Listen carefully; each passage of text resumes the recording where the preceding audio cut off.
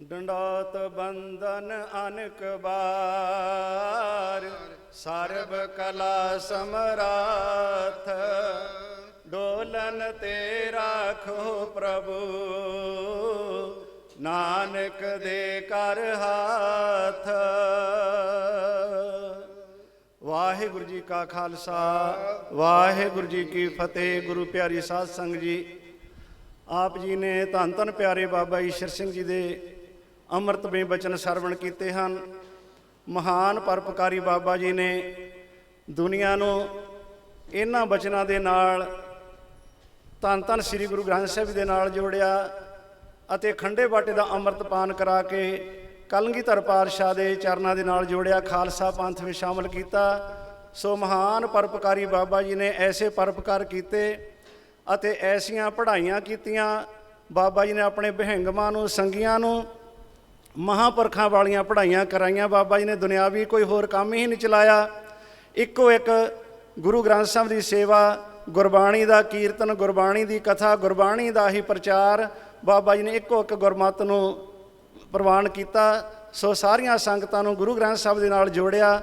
ਸੋ ਅੱਜ ਦਾ ਜੋ ਦਿਨ ਹੈ, ਜੋ ਧੰਨ ਧੰਨ ਬਾਬਾ ਈਸ਼ਰ ਸਿੰਘ ਜੀ ਮਹਾਰਾਜ ਤੋਂ ਵਰੋਂ ਸਾਹਿਬ ਮਹਾਂਪੁਰਖ ਬਾਬਾ ਕਰਨੈਲ ਸਿੰਘ ਜੀ, ਜੋ ਪਿਛਲੇ ਦਿਨਾਂ ਤੋਂ 1 ਅਪ੍ਰੈਲ ਨੂੰ ਧੰਨ ਧੰਨ ਪਿਆਰੇ ਬਾਬਾ ਈਸ਼ਰ ਸਿੰਘ ਜੀ ਦੇ ਚਰਨਾਂ ਵਿੱਚ ਜਾ ਬਰਾਜੇ ਹਨ, ਜਿਨ੍ਹਾਂ ਦਾ ਅੱਜ ਦੁਸਹਿਰਾ ਸੀ।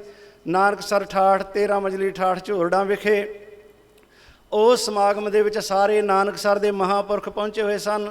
ਤਖਤਾਂ ਦੇ ਜਥੇਦਾਰ, ਹੈੱਡ ਗ੍ਰੰਥੀ, ਨਿਹੰਗ ਸਿੰਘ ਜਥੇਬੰਦੀਆਂ, ਹੋਰ ਵੀ ਸੰਪਰਦਾ ਦੇ ਸਾਰੇ ਮਹਾਂਪੁਰਖ ਪਹੁੰਚੇ ਹੋਏ ਸਨ। ਸੋ ਮਹਾਨ ਸਮਾਗਮ ਅੱਜ ਉਹਨਾਂ ਨੂੰ ਸ਼ਰਧਾ ਦੇ ਫਲ ਭੇਟ ਕੀਤੇ। ਬਾਬਾ ਕਰਨੈਲ ਸਿੰਘ ਜੀ, ਜਿਨ੍ਹਾਂ ਦਾ ਪਿੰਡ ਬੱਸੀਆਂ, ਧੰਨ ਧੰਨ ਬਾਬਾ ਈਸ਼ਰ ਸਿੰਘ ਜੀ ਮਹਾਰਾਜ ਦੇ ਚਰਨਾਂ ਵਿੱਚ ਝੋਰੜੀ 1960 ਦੇ ਵਿੱਚ ਦਾਖਲ ਹੋਏ। ਉਹਨਾਂ ਨੇ ਪਹਿਲਾਂ 10ਵੀਂ ਪਾਸ ਕੀਤੀ, ਪੜ੍ਹਾਈ ਵੀ ਕੀਤੀ, ਕੋਰਸ ਵੀ ਕੀਤਾ। ਪਟਵਾਰੀ ਦੀ ਪੋਸਟ ਵਾਸਤੇ ਉਹਨਾਂ ਨੇ ਕੋਈ ਇੰਟਰਵਿਊ ਵੀ ਦੇਣੀ ਸੀ। ਅਚਾਨਕ ਹੀ ਝੋਰੜੀ ਬਾਬਾ ਜੀ ਦੇ ਦਰਸ਼ਨ ਕੀਤੇ 13 ਮੰਜ਼ਲੀ ਠਾਠ ਦੇ ਵਿੱਚ। ਅਤੇ ਜਦੋਂ ਬਾਬਾ ਜੀ ਦੀ ਐਸੀ ਨਜ਼ਰ ਪਈ, ਬਾਬਾ ਜੀ ਦੇ ਦਰਸ਼ਨ ਕੀਤੇ, ਬਾਬਾ ਜੀ ਦਾ ਯੋਗਾ ਹੀ ਹੋ ਗਿਆ। ਉੱਥੇ ਹੀ ਰਹਿ ਪਿਆ। ਕਹਿੰਦੇ ਹੁਣ ਮੈਂ ਜਾਣਾ ਨਹੀਂ। ਘਰ ਦੇ ਲੈਣ ਵੀ ਆਏ, ਪਰ ਕਹਿੰਦੇ ਨਹੀਂ, ਹੁਣ ਮੈਂ ਜਿੱਥੇ ਆਉਣਾ ਸੀ ਆ ਗਿਆ। ਹੁਣ ਮੈਂ ਕੋਈ ਨੌਕਰੀ ਨਹੀਂ ਕਰਨੀ, ਕੋਈ ਕੰਮ ਨਹੀਂ ਕਰਨਾ। ਘਰਦਿਆਂ ਨੇ ਕਿਹਾ ਵੀ ਕਿ 10-15 ਕਿੱਲੇ ਜ਼ਮੀਨ ਵੀ ਹੈ, ਕੁਝ ਨਹੀਂ ਮਿਲਣਾ, ਬੜਾ ਕੁਛ ਕਿਹਾ। ਕਹਿੰਦੇ ਮੈਨੂੰ ਕਿਸੇ ਚੀਜ਼ ਦੀ ਲੋੜ ਹੀ ਨਹੀਂ, ਹੁਣ ਮੈਂ ਬਾਬਾ ਜੀ ਦੇ ਚਰਨਾਂ ਵਿੱਚ ਹੀ ਜ਼ਿੰਦਗੀ ਲਾਉਣੀ ਹੈ। ਧੰਨ ਧੰਨ ਬਾਬਾ ਈਸ਼ਰ ਸਿੰਘ ਜੀ ਮਹਾਰਾਜ ਦੇ ਚਰਨਾਂ ਵਿੱਚ ਬੇਨਤੀ ਕੀਤੀ, ਬਾਬਾ ਜੀ ਨੇ ਪ੍ਰਵਾਨ ਕੀਤੀ, ਦਾਖਲ ਕਰ ਲਿਆ। ਨਹੀਂ ਤਾਂ ਬਾਬਾ ਜੀ, ਕਈਆਂ ਨੇ ਆ ਕੇ ਬੇਨਤੀ ਕਰਨੀ ਕਿ ਬਾਬਾ ਜੀ ਮੈਂ ਵੀ ਇੱਥੇ ਨਾਨਕਸਰ ਰਹਿਣਾ। ਬਾਬਾ ਜੀ, ਪਤਾ ਸੀ ਬਾਬਾ ਜੀ ਨੂੰ ਕਿ ਸਾਡਾ ਸਮਾਂ ਥੋੜ੍ਹਾ ਹੀ ਹੈ, ਅਸੀਂ ਦਰਗਾਹ ਨੂੰ ਜਾਣਾ ਹੈ। ਕਈਆਂ ਨੂੰ ਬਾਬਾ ਜੀ ਨੇ ਇਹ ਕਹਿ ਦੇਣਾ, ਭਾਈ ਇੱਥੇ ਸੀਟਾਂ ਪੂਰੀਆਂ ਨੇ, ਇੱਥੇ ਤੂੰ ਰਹਿ ਨਹੀਂ ਸਕਦਾ। ਪਤਾ ਸੀ ਬਾਬਾ ਜੀ ਨੂੰ ਕਿਹੜੇ ਨਿਭਾਉਣ ਵਾਲੇ, ਕਿਹੜੇ ਨਹੀਂ ਨਿਭਾਉਣ ਵਾਲੇ। ਸੋ ਬਾਬਾ ਕਰਨੈਲ ਸਿੰਘ ਜੀ ਨੂੰ ਬਾਬਾ ਜੀ ਨੇ ਦਾਖਲ ਕੀਤਾ ਆਪਣੇ ਚਰਨਾਂ ਵਿੱਚ। ਉੱਥੇ ਨਾਨਕਸਰ ਝੋਰੜਾਂ ਵਿਖੇ ਹੀ ਡਿਊਟੀ ਲਾ ਦਿੱਤੀ। ਉੱਥੇ ਉਦੋਂ ਟਿੱਬੇ ਸਨ, ਕੋਈ ਬੋਰ ਨਹੀਂ ਹੋਏ ਸਨ, ਦਰਖਤ ਲਾਏ ਹੋਏ, ਟਾਹਲੀਆਂ ਦੇ ਬਾਗ ਲਾਏ ਹੋਏ। ਬਾਬਾ ਜੀ ਨੇ ਉਹਨਾਂ ਨੂੰ ਸੇਵਾ 'ਤੇ ਲਾਇਆ ਕਿ ਤੂੰ ਇੱਥੇ ਟਾਹਲੀਆਂ ਨੂੰ ਪਾਣੀ, ਦਰਖਤ ਪਾਲਣੇ ਆ ਅਤੇ ਇੱਥੇ ਨਾਨਕਸਰ ਸੇਵਾ ਕਰਨੀ ਹੈ 13 ਮੰਜ਼ਲੀ ਠਾਠ ਦੇ ਵਿੱਚ। ਸੋ ਉੱਥੇ 1963 ਤੱਕ ਬਾਬਾ ਜੀ ਦੇ ਬਚਨਾਂ ਅਨੁਸਾਰ ਉੱਥੇ ਬੜੀਆਂ ਸੇਵਾਵਾਂ ਕੀਤੀਆਂ ਉਹਨਾਂ ਨੇ। ਉਪਰੰਤ ਧੰਨ ਧੰਨ ਬਾਬਾ ਈਸ਼ਰ ਸਿੰਘ ਜੀ ਮਹਾਰਾਜ ਤੋਂ ਵਰੋਂ ਸਾਹਿਬ ਮਹਾਂਪੁਰਖ ਸੰਤ ਬਾਬਾ ਨਰੈਣ ਸਿੰਘ ਜੀ, ਉਹ ਉੱਥੇ ਜਾਣ ਲੱਗ ਪਏ। ਬਾਬਾ ਜੀ ਦੇ ਜਨਮ ਦਿਹਾੜੇ ਮਨਾਉਣੇ, ਤੁਕ ਵਾਲੇ ਸੰਪਟ ਪਾਠ ਕਰਨੇ, ਨਗਰ ਕੀਰਤਨ ਕੱਢਣੇ। ਉਸੇ ਤਰ੍ਹਾਂ ਹੀ ਬਾਬਾ ਜੀ ਦੀ ਜੋ ਮਰਜ਼ਾਦਾ ਚਲਾਈ ਸੀ ਉਹਨਾਂ ਦੇ ਨਾਲ ਮੇਲ ਹੋ ਗਿਆ।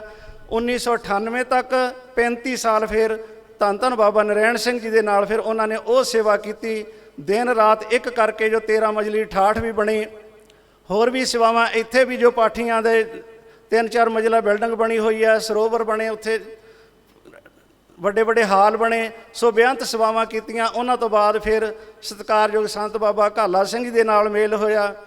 ਬਾਬਾ ਘਾਲਾ ਸਿੰਘ ਜੀ ਦੱਸ ਰਹੇ ਸਨ ਕਿ ਅਸੀਂ ਇਹਨਾਂ ਨੂੰ ਕਿਹਾ, ਬਾਬਾ ਨਰੈਣ ਸਿੰਘ ਜੀ ਨੇ ਜਦੋਂ ਚੋਲਾ ਬਦਲਿਆ, ਕਹਿਣ ਲੱਗੇ ਕਿ ਤੁਸੀਂ ਪੜ੍ਹੇ ਹੋਏ ਹੋ, ਬਾਬਾ ਜੀ ਦੇ ਵੇਲੇ ਦੇ ਹੋ, 7 ਤੋਂ 10 ਸਾਲ ਵੱਡੇ ਵੀ ਹੋ, ਅਤੇ ਤੁਸੀਂ ਇਹ ਜਥੇਦਾਰੀ ਤੁਸੀਂ ਕਰੋ, ਤੁਸੀਂ ਮੁਖੀ ਬਣੋ, ਅਸੀਂ ਸੇਵਾ ਤੁਹਾਡੇ ਨਾਲ ਪੂਰਾ ਸਹਿਯੋਗ ਦੇਵਾਂਗੇ। ਕਹਿਣ ਲੱਗੇ ਇੰਨਾ ਰੋਏ, ਇੰਨਾ ਰੋਏ, ਜਵਾਕ ਬੱਚਿਆਂ ਤਰ੍ਹਾਂ। ਕਹਿੰਦੇ ਮਸਾਂ ਚੁੱਪ ਕਰਾਏ। ਕਹਿੰਦੇ ਨਹੀਂ, ਮੈਂ ਤੁਹਾਡੇ ਪੱਗ ਬੰਨਣੀ ਹੈ, ਮੈਂ ਉਸੇ ਤਰ੍ਹਾਂ ਸੇਵਾ ਹੀ ਕਰਨੀ ਹੈ।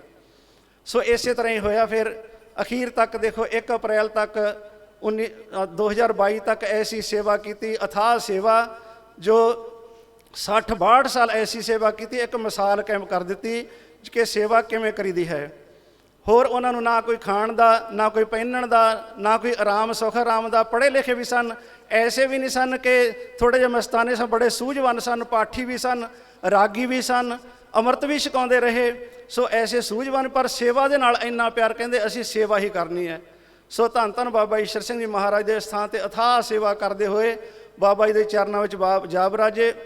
ਸੋ ਜਾਣਾ ਵੀ ਹਰ ਇੱਕ ਨੇ ਹੈ, ਪਰ ਜਿਹਦੀ ਇਸ ਤਰ੍ਹਾਂ ਨਿਭਜੇ ਤਾਂ ਉਹਨਾਂ ਦਾ ਆਇਆ ਹੋਇਆ ਸਫਲ ਹੈ। ਹਰ ਇੱਕ ਸੰਗੀ ਦੇ ਮਨ ਵਿੱਚ ਇਹੀ ਹੈ, ਚਾਹੇ ਮਹਾਂਪੁਰਖ, ਚਾਹੇ ਵਿਹੰਗਮ, ਚਾਹੇ ਕੋਈ ਸੰਗੀ, ਜਿਹਨੂੰ ਕੋਈ ਵੀ ਸੇਵਾ ਮਿਲ ਗਈ, ਕੋਈ ਵੀ ਡਿਊਟੀ ਮਿਲ ਗਈ, ਉਹਨਾਂ ਦੀ ਇਹੀ ਭਾਵਨਾ, ਇਹੀ ਸ਼ਰਧਾ ਕਿ ਸਾਡੀ ਇਸੇ ਤਰ੍ਹਾਂ ਹੀ ਬਾਬਾ ਜੀ ਦੇ ਨਾਲ ਨਿਭ ਜਾਵੇ। ਸੋ ਜਿਹੜੇ ਇਸ ਤਰ੍ਹਾਂ ਨਿਭ ਜਾਵੇ ਤਾਂ ਉਹ ਬਾਬਾ ਜੀ ਦੀ ਅਪਾਰ ਬਖਸ਼ਿਸ਼ ਹੈ। ਪਰ ਜਿਹੜਾ ਇਸ ਤਰ੍ਹਾਂ ਸੇਵਾ ਸਿਮਰਨ ਦੇ ਕਰਕੇ ਬਾਬਾ ਜੀ ਦੇ ਚਰਨਾਂ ਨਾਲ ਨਿਭਾ ਜਾਂਦਾ ਹੈ, ਉਹਦਾ ਜੀਵਨ ਸਫਲ ਹੈ, ਉਹਦਾ ਇੱਥੇ ਆਇਆ ਹੋਇਆ ਸਭ ਕੁਝ ਬਾਬਾ ਜੀ ਨੂੰ ਪ੍ਰਵਾਨ ਹੈ। ਸੋ ਆਓ ਕਵਿਤਾ ਦੇ ਵਿੱਚ ਸਰਵਣ ਕਰੀਏ ਕਿ ਦੁਨੀਆ ਆਉਂਦੀ ਹੈ, ਬੜੀ ਦੁਨੀਆ ਆਉਂਦੀ ਹੈ ਤੇ ਜਾਂਦੀ ਹੈ, ਪਰ ਜਿਹੜੇ ਚੰਗੇ ਕੰਮ ਕਰਕੇ ਜਾਂਦੇ ਆ, ਕੋਈ ਗੁਰਸਿੱਖੀ ਵਾਸਤੇ, ਗੁਰਮਤ ਵਾਸਤੇ, ਕੋਈ ਕੁਰਬਾਨੀਆਂ ਕਰਕੇ ਜਾਂਦੇ ਆ, ਕੋਈ ਦਾਨ ਕਰਕੇ ਜਾਂਦੇ ਆ, ਕੋਈ ਸੇਵਾਵਾਂ ਕਰਕੇ ਜਾਂਦੇ ਆ, ਉਹਨਾਂ ਦਾ ਆਇਆ ਹੋਇਆ ਇਸ ਸੰਸਾਰ ਦੇ ਉੱਤੇ ਸਫਲ ਹੈ। ਆਓ ਬਾਬਾ ਜੀ ਦੀ ਲਿਖੀ ਹੋਈ ਕਵਿਤਾ ਨੂੰ, ਬਾਬਾ ਗੇਜਾ ਸਿੰਘ ਦੀ ਕਵਿਤਾ ਨੂੰ ਲਿਖੀ ਹੋਈ ਨੂੰ, ਕਵਿਤਾ ਇਸ ਸਰਲ ਸਰਵਣ ਕਰੋ ਜੀ। ਇਹ ਖੇਤੀ ਮਾਲਕ ਦੀ, ਮਾਲਕ ਜਦ ਚਾਹੇ ਹੈ ਵੱਡੇ, ਵੱਡ ਕੱਚੀ ਵੀ ਸਕਦਾ, ਪੱਕੀ ਖੇਤੀ ਨਾ ਕੋਈ ਛੱਡੇ। ਦਿਨ ਚੜੇ ਵਿਸਾਖੀ ਤੋਂ ਜਾਵੇ ਕਣਕ ਦਾ ਰੰਗ ਵਟਾਇਆ, ਜਸ ਖੱਟ ਕੇ ਜਾਂਦੇ ਜੋ ਸਫਲਾ ਉਹਨਾਂ ਦਾ ਜਗ ਆਇਆ। ਤਨ ਭੁੱਖਿਓ ਮਾਈਆਂ ਦੀ, ਜਿੰਨਾ ਜਨਮੇ ਸੂਰਮੇ ਦਾਨੀ, ਕੁੱਕ ਸਫਲੀ ਕਰ ਗਏ ਜੋ ਉਹ ਹੈ ਜਾਣੋ ਤਨ ਪਰਾਨੀ। ਪਾ ਉੱਚੇ ਅਹੁਦੇ ਨੂੰ ਆਪਣੀ ਕੁਲ ਦਾ ਨਾਮ ਵਧਾਇਆ, ਜਸ ਖੱਟ ਕੇ ਜਾਂਦੇ ਜੋ ਸਫਲਾ ਉਹਨਾਂ ਦਾ ਜਗ ਆਇਆ। ਆ ਕੇ ਇਸ ਦੁਨੀਆ ਤੇ, ਆ ਕੇ ਇਸ ਦੁਨੀਆ ਤੇ ਜਿਹੜੇ ਕੰਮ ਹੈ ਚੰਗੇ ਕਰਦੇ, ਜਗ ਸਦਾ ਜਿਉਂਦੇ ਹੈ ਉਹ ਇਨਸਾਨ ਕਦੇ ਨਾ ਮਰਦੇ। ਚੱਲ ਕੇ ਸੁਭ ਰਸਤੇ ਤੇ ਜਿੰਨਾ ਜੀਵਨ ਸਫਲ ਬਣਾਇਆ, ਜਸ ਖੱਟ ਕੇ ਜਾਂਦੇ ਜੋ ਸਫਲਾ ਉਹਨਾਂ ਦਾ ਜਗ ਆਇਆ।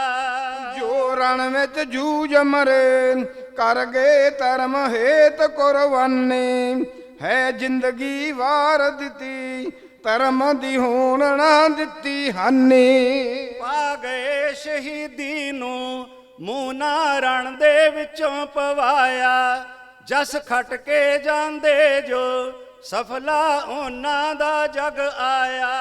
ਪੰਜ ਪਿਆਰੇ ਸਾਹਿਬਜ਼ਾਦੇ ਕਰ ਗਏ ਧਰਮ ਹੇਤ ਕੁਰਬਾਨੀ, ਉਹ ਸਦਾ ਜਿਉਂਦੇ ਹੈ ਜਿਨ੍ਹਾਂ ਦਾ ਸਾਰਾ ਦੇਸ਼ ਆਸਾਨੀ। ਵਿੱਚ ਭਰੇ ਦੀਵਾਨਾਂ ਦੇ ਜਾਂਦਾ ਜਸ ਜਿਨ੍ਹਾਂ ਦਾ ਗਾਇਆ, ਜਸ ਖੱਟ ਕੇ ਜਾਂਦੇ ਜੋ ਸਫਲਾ ਉਹਨਾਂ ਦਾ ਜਗ ਆਇਆ।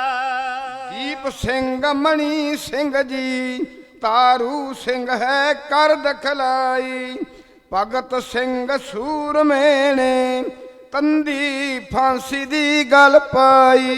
ਜਗ ਹੋਏ ਸੂਰਮੇ ਜੋ ਨਾ ਨਾ ਜਾਵੇ ਗਿਣਿਆ ਗਣਾਇਆ, ਜਸ ਖੱਟ ਕੇ ਜਾਂਦੇ ਜੋ ਸਫਲਾ ਉਹਨਾਂ ਦਾ ਜਗ ਆਇਆ।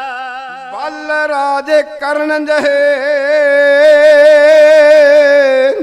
ਬਲ ਰਾਜੇ ਕਰਨ ਜੇ ਹੋਏ ਜਗ ਵਿੱਚ ਪਾਰੇ ਦਾਨੀ, ਜਾ ਵਿਕ ਗਏ ਨੀਚਾਂ ਦੇ ਰਾਜਾ ਹਰੀ ਸੰਗ ਸੰਗ ਰਾਨੀ।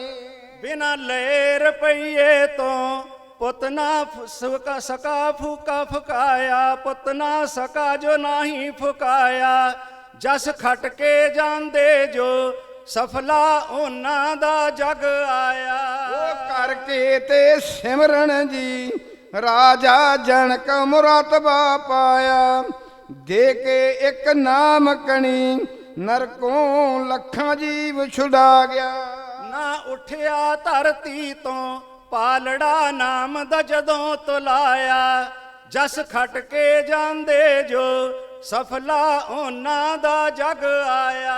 ਉਹ ਗੁਰੂ ਘਰ ਦੀ ਸੇਵਾ ਨੂੰ ਜਿੰਨਾ ਪਿਆਰ ਨਾਲ ਹੈ ਕਰਿਆ, ਸ਼ੁਭ ਕਿਰਤ ਕਮਾਈ ਚੋਂ ਕੀਤਾ ਦਾਨ ਜਿਨਾ ਵੀ ਸਰਿਆ। ਲਾ ਗੁਰੂ ਕੇ ਲੇਖੇ ਜੀ ਜਿੰਨਾ ਸਫਲ ਬਣਾਈ ਮਾਇਆ, ਜਸ ਖਟ ਕੇ ਜਾਂਦੇ ਜੋ ਸਫਲਾ ਉਹਨਾਂ ਦਾ ਜਗ ਆਇਆ। ਜੋ ਗੁਰੂ ਦੇ ਸਿੰਘ ਸਜੇ ਅੰਮ੍ਰਿਤ ਕਰ ਖੰਡੇ ਦਾ ਪਾਣ, ਉਹ ਅੰਤ ਸਮੇਂ ਵੇਲੇ ਸਿੱਧੇ ਸੱਚ ਖੰਡ ਨੂੰ ਜਾਣ। ਸੱਚਖੰਡ ਵਿੱਚ ਜਾਂਦਿਆਂ ਨੂੰ ਉਹਨਾਂ ਨੂੰ ਨਹੀਂ ਕਿਸੇ ਅਟਕਾਇਆ, ਜਸ ਖਟ ਕੇ ਜਾਂਦੇ ਜੋ ਸਫਲਾ ਉਹਨਾਂ ਦਾ ਜਗ ਆਇਆ। ਸੱਜ ਕੇ ਸਿੰਘ ਸਤਿਗੁਰ ਦੇ ਜਿਹੜੇ ਸੇਵਾ ਸਿਮਰਨ ਕਰਦੇ, ਉਹ ਤਾਰਨ ਹੋਰਾਂ ਨੂੰ ਨਾਲੇ ਆਪ ਜਗਤ ਤੋਂ ਤਰਦੇ। ਗੁਰਬਾਣੀ ਦੱਸਦੀ ਹੈ ਆਪ ਤਰਿਆ ਜਗਤ ਤਰਾਇਆ, ਜਸ ਖਟ ਕੇ ਜਾਂਦੇ ਜੋ ਸਫਲਾ ਉਹਨਾਂ ਦਾ ਜਗ ਆਇਆ। ਜੋ ਸੰਗੀ ਬਾਬਿਆਂ ਦੇ, ਜੋ ਸੰਗੀ ਬਾਬਿਆਂ ਦੇ ਨਰਕਾਂ ਵਿੱਚ ਦੁੱਖ ਨਾ ਪਾਉਂਦੇ, ਜਦ ਅੰਤ ਸਮਾ ਹੋਵੇ ਬਾਬੇ ਆਪ ਲੈਣ ਹੈ ਆਉਂਦੇ। ਕਈ ਜਗ੍ਹਾ ਜੋ ਸੰਗੀਆਂ ਨੂੰ ਇਹ ਹੈ ਦ੍ਰਿਸ਼ਟਾਂਤ ਦਿਖਾਇਆ, ਜਸ ਖਟ ਕੇ ਜਾਂਦੇ ਜੋ ਸਫਲਾ ਉਹਨਾਂ ਦਾ ਜਗ ਆਇਆ। ਪੱਕੀ ਭਾਵਨਾ ਜਿਨ੍ਹਾਂ ਦੀ ਬੰਨਿਆ ਬਚਨ ਜਿਨ੍ਹਾਂ ਨੇ ਪੱਲੇ, ਬਾਬਾ ਜੀ ਕੋਲੇ ਜਾ ਉਹ ਥਾਂ ਦਰਗਾਹ ਵਿੱਚ ਮੱਲੇ। ਆਪਣੇ ਸਭ ਸੰਗੀਆਂ ਦਾ ਜੁਮਾ ਬਾਬਾ ਜੀ ਨੇ ਚਾਇਆ, ਜਸ ਖਟ ਕੇ ਜਾਂਦੇ ਜੋ ਸਫਲਾ ਉਹਨਾਂ ਦਾ ਜਗ ਆਇਆ। ਕਹੋ ਧੰਨ ਧੰਨ ਬਾਬਾ ਜੀ,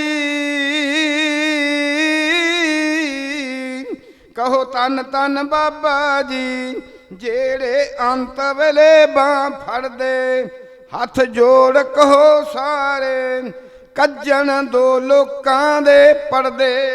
ਗੁਰੂ ਸਾਹਿਬ ਤੇ ਸੰਗਤਾਂ ਨੂੰ, ਗੁਰੂ ਸਾਹਿਬ ਤੇ ਸੰਗਤਾਂ ਨੂੰ ਗੇਜਾ ਸਿੰਘ ਨੇ ਸੀਸ ਝੁਕਾਇਆ, ਜਸ ਖਟ ਕੇ ਜਾਂਦੇ ਜੋ ਸਫਲਾ ਉਹਨਾਂ ਦਾ ਜਗ ਆਇਆ।